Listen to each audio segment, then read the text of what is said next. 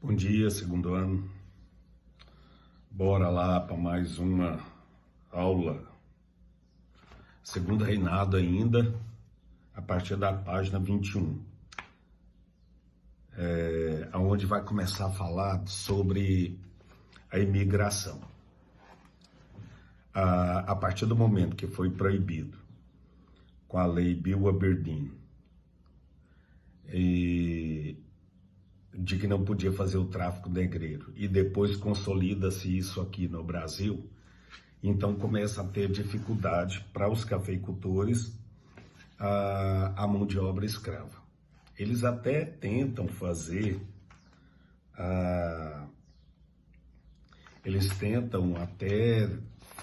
também esse tráfico de uma província para outra, mas acaba não dando certo e eles começam a precisar de mão de obra,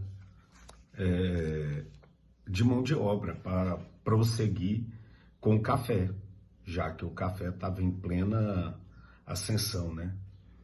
O livro de vocês começa assim, ó. Com o fim do tráfico de escravos, os grandes fazendeiros, principalmente os cafeicultores, se viram em dificuldade. Os cafezais em expansão necessitavam de uma quantidade cada vez maior de trabalhadores. Então, eles vão tendo essa grande dificuldade. Precisa, então vão incentivar isso aí, ó. Espere um pouquinho.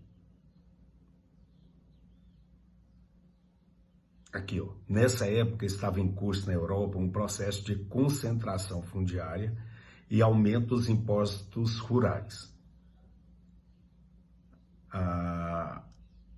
Na Europa, tá? Ó, impostos rurais que expulsou grande número de camponeses de suas terras, e os governos de países como a Itália e a Alemanha se dispunham a incentivar a imigração. Diante dessa dificuldade lá, o livro de vocês não fala muito não, mas tem muitos livros de vocês paradidáticos que falam que eles incentivaram, mas muito mesmo, porque lá estava tendo sérios problemas. Então tanto o governo de lá quanto o governo daqui, eles pagavam para as pessoas virem. Aí a pessoa vir, devido à grande dificuldade que tinha lá, quando chegava aqui, eles vão ter um choque cultural muito grande. Porque, até vou adiantar já, ele que vem, o imigrante que chega aqui, ele se vê num grande problema. Ele não é acostumado ao trabalho escravo, e normalmente aqui os latifundiários só tinham trabalhadores escravos.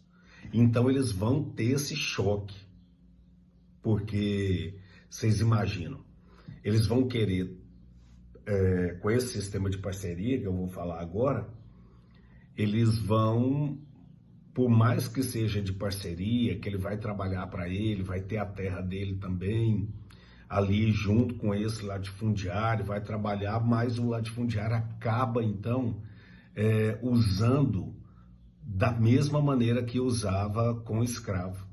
E é claro que isso não vai dar certo. Eles não vão aceitar isso de jeito nenhum. Olha aqui para vocês verem. Ó, em 1847, o senador cafeicultor Campos Vergueiro trouxe 80 famílias alemãs, suíça e italianas para sua fazenda no interior de São Paulo e implantou o sistema de parceria. Olha aqui. O fazendeiro pagava as despesas da viagem para o Brasil, fornecia a terra e as ferramentas de trabalho e dividia o lucro da fazenda da produção com o colono, que, em troca, cultivaria para o seu próprio sustento, além de se comprometer a trabalhar como parceiro pelo período mínimo de 4 anos e pagar as despesas iniciais de sua viagem. O sistema de parceria, primeira experiência com mão de obra imigrante, foi adotada por outros fazendeiros do Oeste Paulista, mas fracassou por conta das queixas do colono em relação às condições precárias de moradia, aos desrespeitos aos contratos e às inúmeras denúncias de maltratos dos colonos que chegaram a sofrer os mesmos castigos físicos impostos aos escravizados. Eu interpreto assim, devido ao longo tempo de escravidão brasileira, então esses latifundiários, eles não têm costume de ter trabalhador livre, porque ali era assim, você não vai fazer não, era pancada, era preso, então os escravos sofriam muito em relação a isso. E aí vai dificultando. Depois, na outra página, aí começa a campanha abolicionista. Essa campanha abolicionista, é claro, com uma pressão da Inglaterra para que haja, então, a abolição da escravidão. E em 28 de setembro de 1871 é aprovada a lei do ventre livre, que a partir daquela data a criança que nascesse, ela estaria livre. Mas é um livre que não é livre, porque ele vai continuar ali, e ele só vai literalmente sair daquela fazenda aos 21 anos. Então a maioria das leis abolicionistas, elas não... era muito complicado, acabava não sendo liberto. Depois aprova-se a lei do sexagenário, ou lei Saraiva-Cotegipe, que determinava a libertação dos escravos a partir de 60.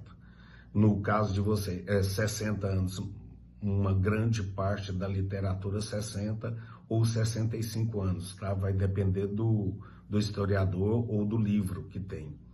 E isso aí era mais para desafogar o latifundiário, porque um negro, a partir dessa idade, os que chegavam, então era muito complicado, era só mais uma boca para comida. Então o senhor, ele até gosta.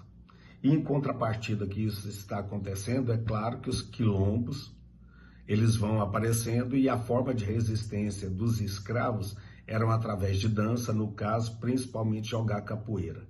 E eles vão fugindo para esses quilombos, que isso aí, quando nós estudamos na época do açúcar, nós estudamos, e vocês se lembram, né, desses quilombos. E isso é uma pressão para que, então, dá para entender que o governo Dom Pedro II, ele está tentando fazer um jogo de cintura, porque se ele realmente liberta os escravos, ele ia ter um sério problema, como teve com os latifundiários, e o governo não ia pagar indenização, porque conforme isso ia surgindo, os latifundiários, eles vão pedindo indenização e vão tentando lutar. Ou seja, isso vai trazer um problema sério para o Dom Pedro II. Isso aí começa a ser indícios de que o governo dele vai perdendo apoio. E em contrapartida, ele também não poderia deixar de ouvir a Inglaterra, a grande potência econômica mundial. Então ele acaba ficando sem jeito e vai tentando fazer dessa maneira, esse jogo de cintura. E aí, então, o imigrante, ele passa a ser extremamente efetivo. Olha aqui, alguns fazendeiros republicanos não se opunham à extinção do trabalho escravo, mas uma boa parcela pressionava a Assembleia na tentativa de retardar ao máximo a abolição da escravidão. Os fazendeiros fluminenses eram os mais resistentes na década de 1880. Com a decadência da cultura do café no Vale do Paraíba, muitos cafeicultores haviam perdido grande parte da sua fortuna, porque isso aí ele está falando antes de voltar, antes de ir para São Paulo, o café, tá? Então eles já estavam tendo esse problema. Já haviam perdido sua fortuna, outros estavam falidos e suas propriedades dependiam exclusivamente da mão de obra escrava. Por esse motivo, exigiam indenização do governo pelo dinheiro investido na compra de escravos. Na época, os cafeicultores paulistas já haviam começado a recrutar imigrantes para o trabalho assalariado em lavouras. Em 1886, se pode ver que está pertinho. Em 88 já é a libertação dos escravos. Em 1886, para incentivar a vinda de trabalhadores estrangeiros, os cafeicultores do Oeste Paulista criaram a Sociedade Promotora de Imigração. Aí o que eles faziam? Eles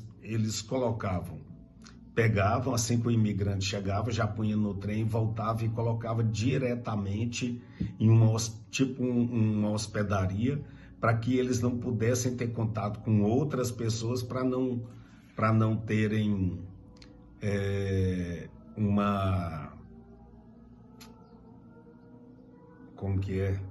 para eles não terem contato com outros, porque senão alguém poderia dar um dinheiro maior. Então eles já pegavam, já com destino certo, para que isso não ocorresse. E aí, se a gente começar a perceber, vai ver que já está com problema. O fato da Guerra do Paraguai, o governo não ter feito, dado melhor soldo àqueles que lutaram.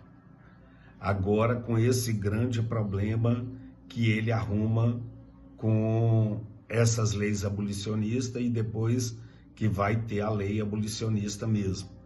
Então ele vai perdendo o quê? Amparo de pessoas mais influentes no governo, que era quem tinha o poder aquisitivo, e outra própria guarda. Então dá para ver que a monarquia ela começa a entrar em queda. Olha aqui, ó, no final da década de 1880, profundas mudanças abalavam o império. Nas décadas de 1870 e 80, o equilíbrio do Estado monárquico brasileiro, escravista, civilista e centralizado, estava sendo profundamente alterado.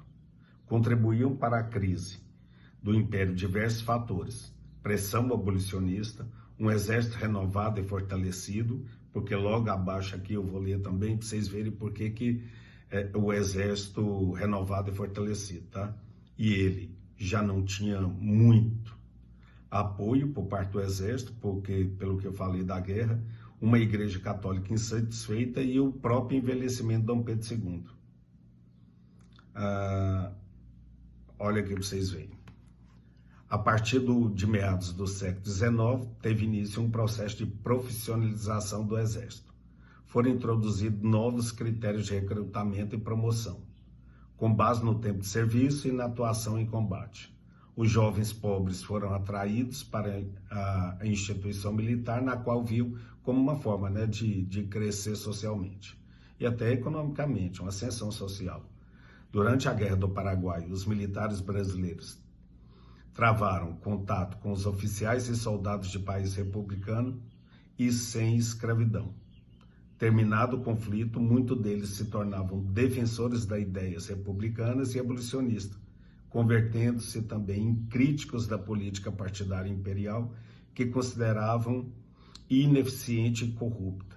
Em 1883, 87 e 88 já é a abolição. Em várias ocasiões, oficiais manifestaram publicamente opiniões políticas sem autorização do Ministério de Guerra, e foram punidos pelo governo, gerando profunda insatisfação nos quartéis.